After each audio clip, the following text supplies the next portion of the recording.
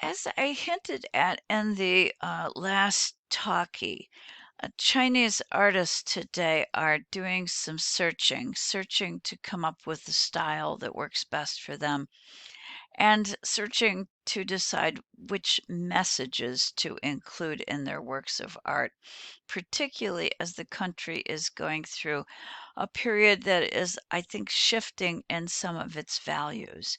One of the artists that makes this very visible is an internationally accepted artist. His name is Wang Qingsong, and he's a photographer I first encountered in New York City. He had a big show at the International Center of Photography, so he's been well received around the world.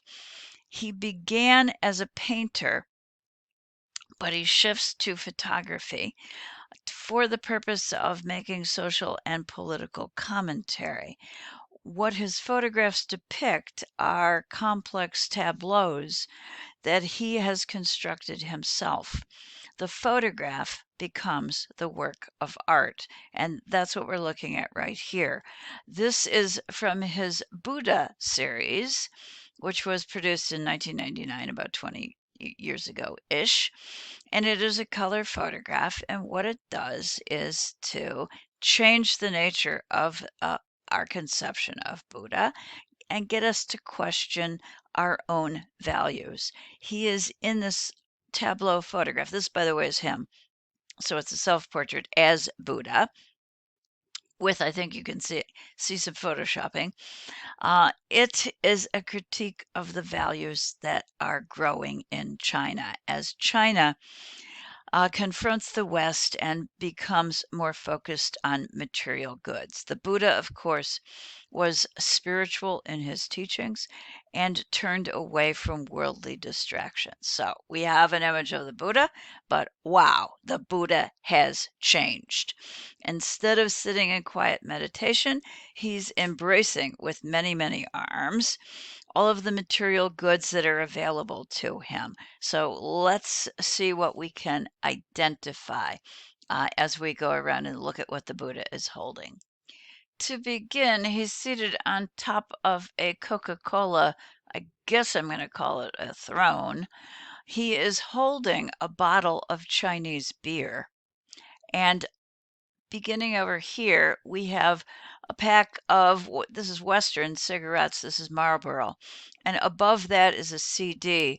Now, this was done in 1999, so the technology in some of these items is a little bit outdated. I don't think we use as many CDs as we did 20 years ago, but we're still using American bucks, and that's what he's holding up here. This is universal currency, and that includes American.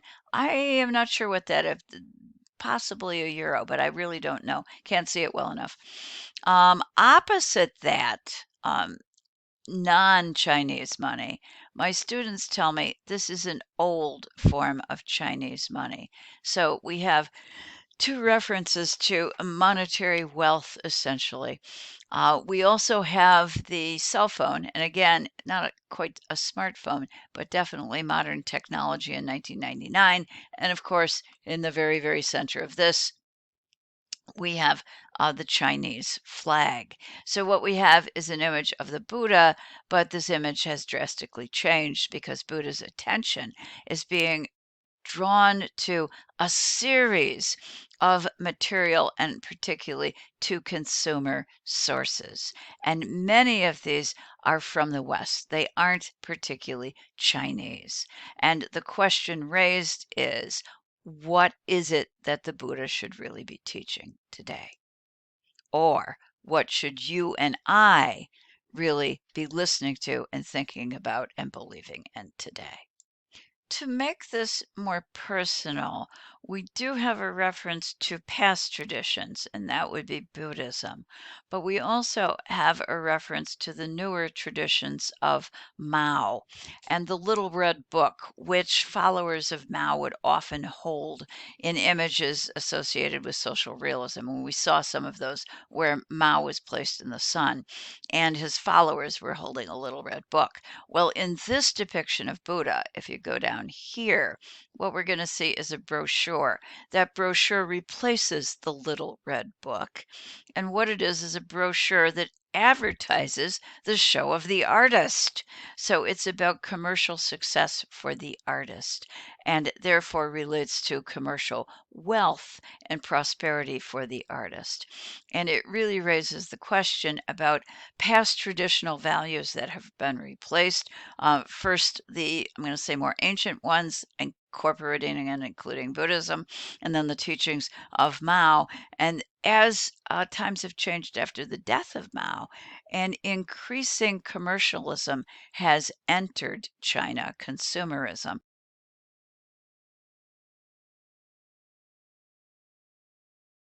has certainly opened to capitalistic ideas in the West. This brochure by the artist references that additional change. Point being, if you are Chinese, where do you turn? Which set of values do you follow?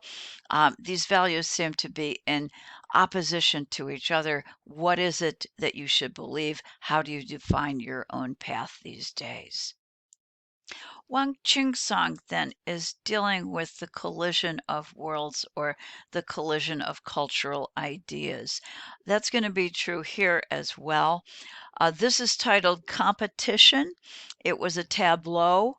It was created in the year 2004, a little bit after our Buddha. It is typical, it's a large scale stage set, essentially. It was created in a real studio and it plays off of the ideas of posters that were put out during the Cultural Revolution by rival groups who are promoting ideas, different political agendas, essentially. Now, however, the competition is about ads for products. Essentially, they're signs, they're billboard postings, things to get us to buy things that might attract us and pull us in as consumers.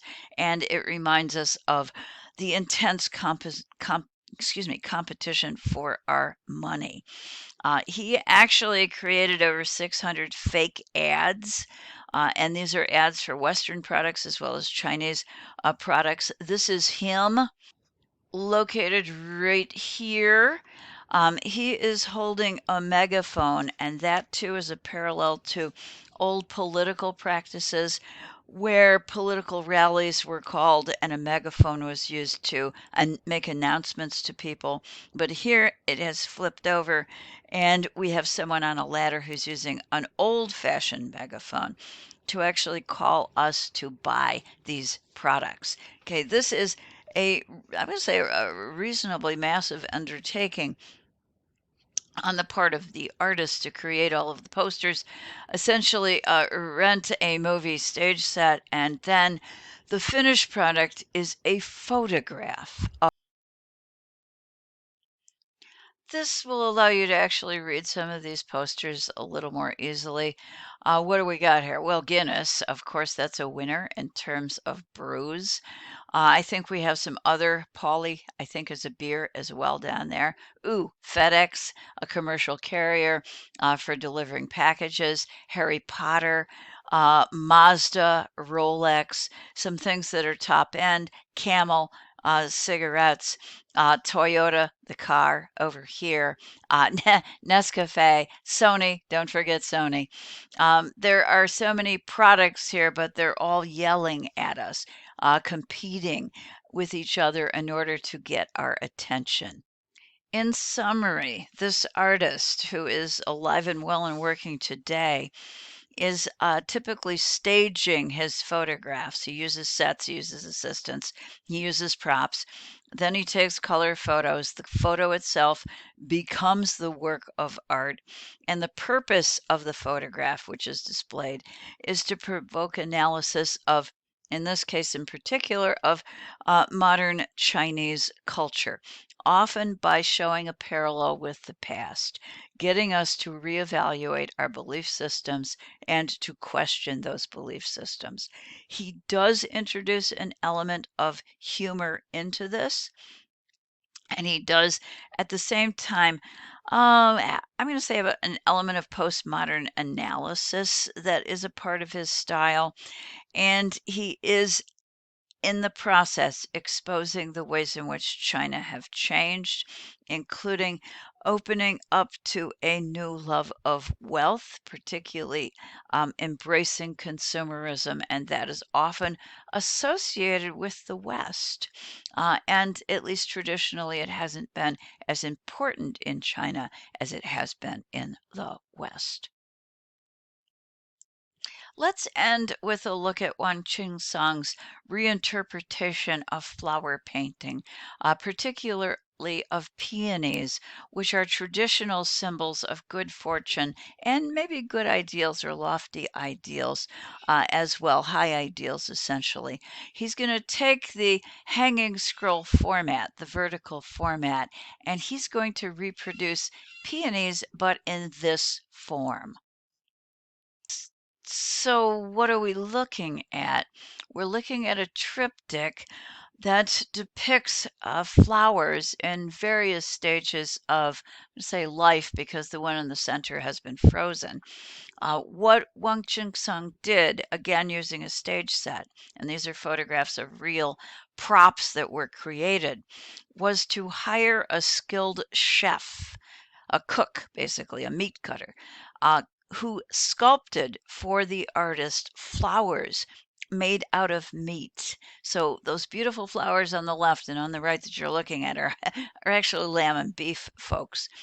Then he used dry ice to produce this wonderfully marvelous and mystical atmosphere that is often found in traditional Chinese landscape paintings. So he's referencing back to the ages of past great master painters in the format, the horizontal scroll format, and in the mystical cloud-like, mist-like base of his images.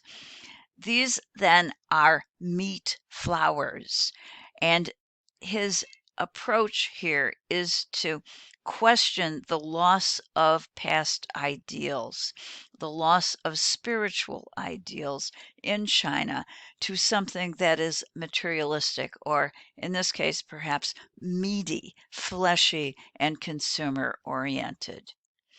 These are nevertheless rather amazing creations. Let me just show you a closer look.